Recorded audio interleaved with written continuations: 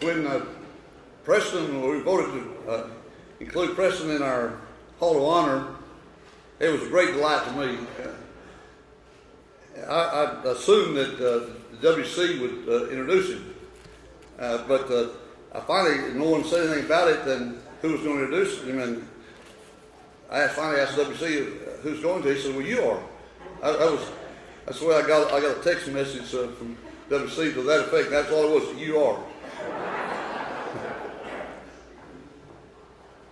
I can't hardly speak of Preston without speaking of WC and their brother Scotty and their dad Dub and all their family, because they've been like our family for so long.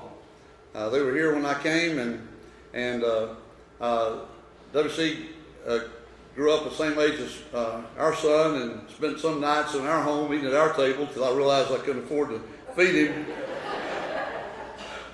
But then they had the youngest brother come along, and that whole family are good athletes.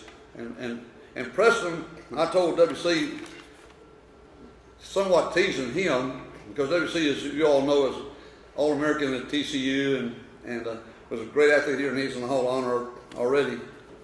But halfway teasing, but just halfway teasing, I would say to WC that, that Preston was the best Knicks that I ever coached. And that's true.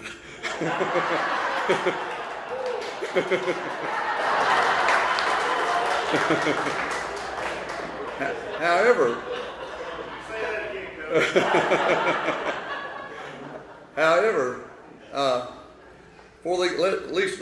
unless I get the big head over this deal, I tried to get some information. I want to get some pictures of Preston to go on his webpage. And so being tech savvy as I am, I got on Google and I get images, and I typed in Preston Knicks. Now I thought, as outstanding, as great a person as he is, every other picture would be of him. I didn't say anything about Rockwall or Heath or Wylie. I just said Preston Knicks. And I got a whole page of pictures of Preston Knicks. Nearly all of them, though, were of a Preston Knicks that went to Dallas Christian. And I think he's here too today. But take your hat off and wave at everybody, Preston. That's his oldest son, and I think he may, according to WC, he's going to be better than the whole bunch, but he was really good. But we're not here to talk about his family. We're talking about here Preston. Preston was good, just like his brothers, all the way up. His sophomore year he started, and he was all district, both ways, offense and defense, his junior, senior year. And of course, that was back when we weren't playing 5A ball or anything, but we still played pretty good people. We still played a lot of what is now 4A, a lot of 4A schools. And I guess I got to give you a couple of things about Preston that happened that stands out. And every now and then you have an outstanding person, an outstanding player, and there's an event that just gets your attention, and you just realize that guy's special. No one else could have done that. The first one is we were in a scrimmage with Cedar Hill. No, I guess we were Red Oak. Cedar Hill, Red Oak, and one of our former coaches, Rick Page, was head coach there, and they brought him over for a scrimmage here at our stadium. And Rick had told me about this 6'6", 270-pound or something like that offensive tackle that was going to be all-state. He's going to be all-American. He's going to be the most. He's the best thing that ever happened to Red Oak, and so I was anxious to see him. And sure enough, when he got all dressed and got on the field, you could see him. He stood out. He was a big dude. Played right offensive tackle, and they got the ball first in the scrimmage situation, being the visiting group, and so now Preston played a left defensive end, which put him right across from the right offensive tackle. This big Preston's this time, he's probably 6'1", maybe 6'2", 190 pounds, maybe 200 by that time. And they were throwing the ball a lot. They began throwing the ball. So the first time they threw the ball, quarter dropped back, and a tackle. You know, he moved back into a pass protection stance, and of course, Preston came out of his stance and started rushing the passer. And when he got to which was about 3 steps, he got to the offensive tackle. There was this, and the next thing that hit the ground was the back of the head of the offensive tackle. He took the 270-pound tackle, knocked him completely off his feet, and he landed 4 yards or so back into the offensive backfield. And I really don't know whether he wouldn't rush the passer after that, or if he caught a knee and checked to see if the guy was still breathing, or what happened after that, because I was stunned at the event. You see that as a coach, maybe, you know, rarely, that a undersized, in a sense, defensive end could do that. And that was not the only time that happened. That happened from over and over in his career. Anytime he was across from an offensive lineman as a defensive lineman, the offensive lineman was mismatched. And it was easy then for us to make a decision. When I think about who the truly gifted, talented athletes, you know, I can't ever think of them without thinking of you, Preston, as truly the case. Now, Preston wasn't totally unaware that he was good. That's because I was the youngest before. But so we were over at Frisco later that year, and Joe, I think you must have been about a freshman. You probably didn't get to play any that night, or maybe you were still in the 8th grade. But I'm speaking of Joe Lepsis from Frisco. He's the coach, but Preston had a particularly good night, and he had another one of those hits like I just described. This time I think he hit the ball carrier like that, and this was back. You have to understand, this is back before that. Every time they made a tackle, they stood up and celebrated. In fact, my players were instructed to do not celebrate. If you do something good, we'll tell you that you did it good. So he knocks the living daylight out of this kid. And he comes up off the ground and he throws that fist in the air, which is now you think, well, that's appropriate and that's exactly what you do. And I guess I'd have to let him do that now, but I didn't have to then. So he spent the next several downs over on the bench with me. Now, while his older brother had, he finally made it to TCU by East Texas, and even though he was an All-American over there, grew into the fame that he had. Preston, when he got out of high school, everybody knew about him, and he got offers from all over. And the story is, and I think his wife is the one who informed me of this, that Mary Beth said that on one particular occasion, and W may be able to confirm this, that Jim Wacker and Grant Taft showed up at your house at the same day, same time. So this gives you an idea. Those were the two head coaches of TCU and Baylor, I guess, at the time. He ends up at TCU, of course, because his whole family went to TCU, and was going to be just as good as his brother at TCU. He suffered a back injury and wasn't able to really have as great a college career. But his high school career wasn't diminished a bit. He was as good as we ever had here, and we are so grateful that we can honor you and present you here. He is just one of the best we've had. And so if you'll come forward, Preston, we're going to present you with a flag.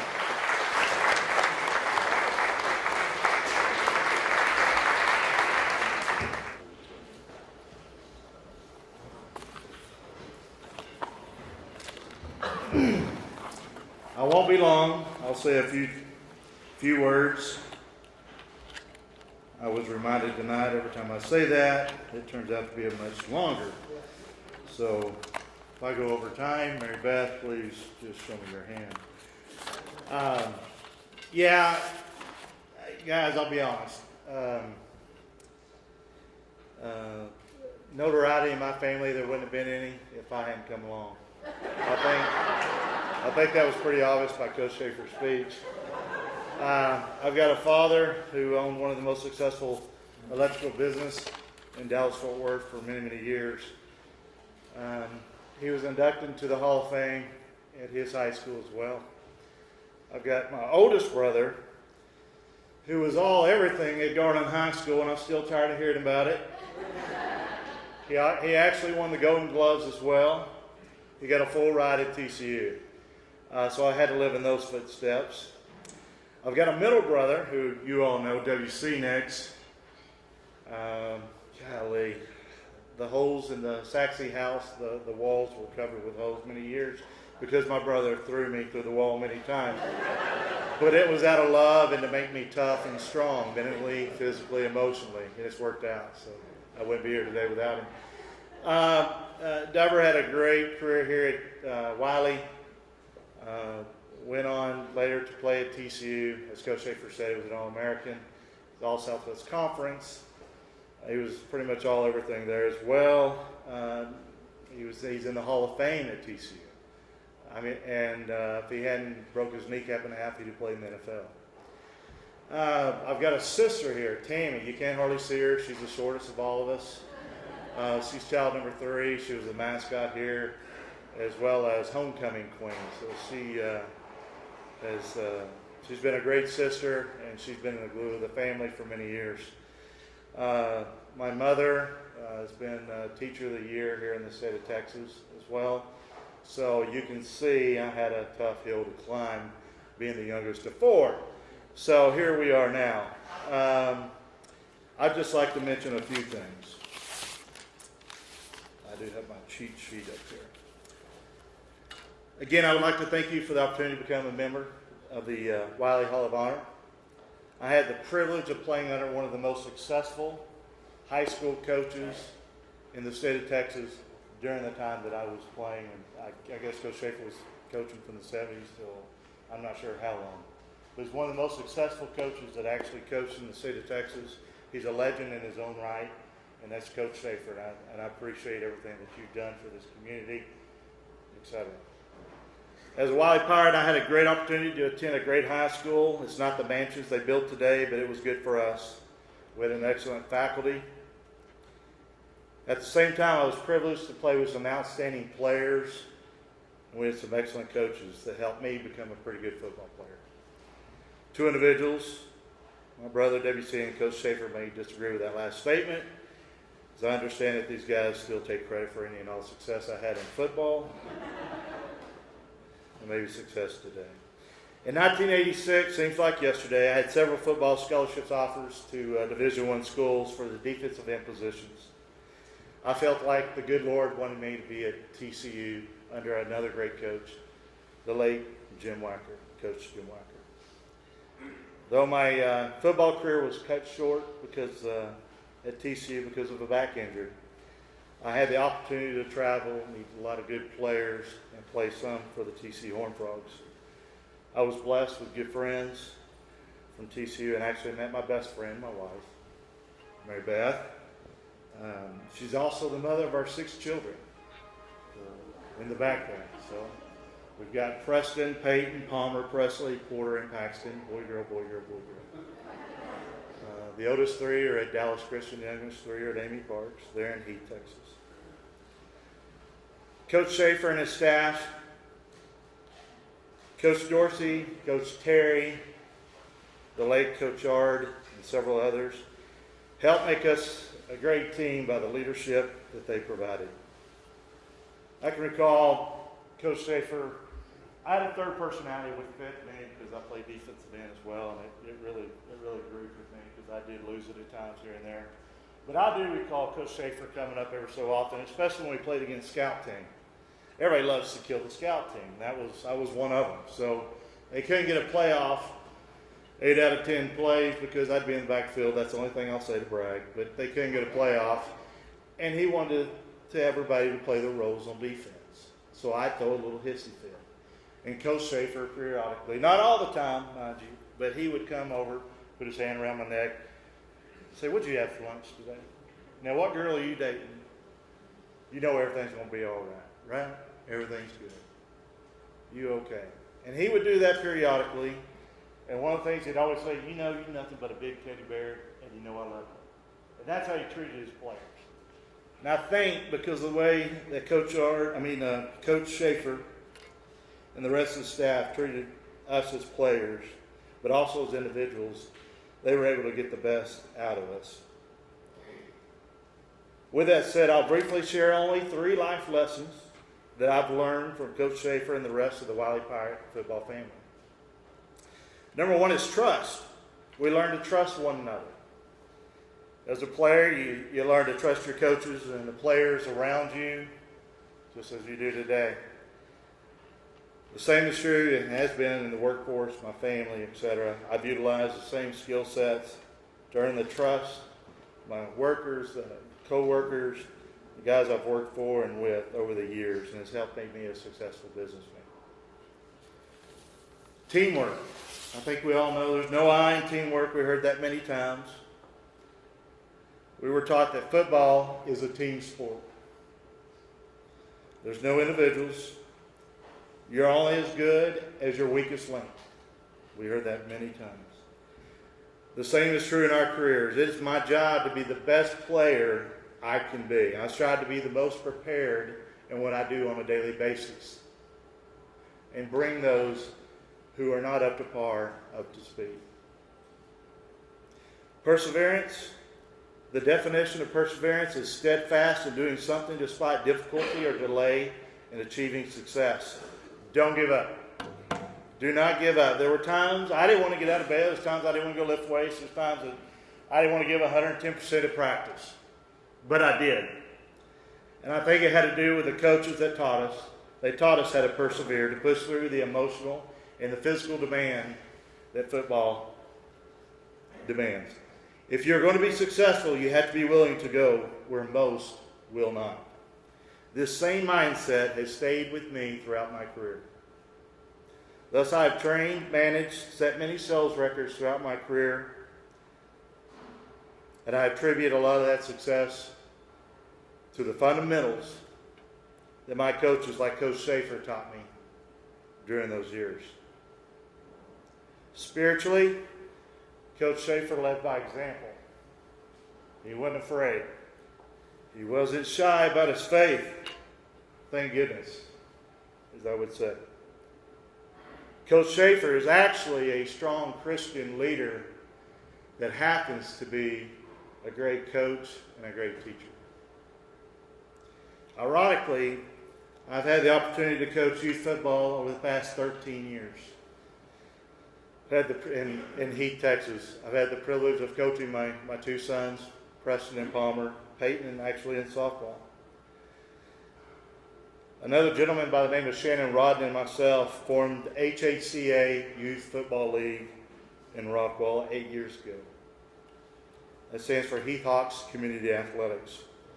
We now have over 500 players from grades 1 through 6th grade. We utilize this same platform to give back to the communities just like our coaches did, providing the life lessons to the kids in our community. And by the way, at every practice and every game, we have prayer. So thank you, Coach, my family, my friends, for all your support. Again, I'm honored to be part of the Hall of Honor family. Thank you, and I'm out.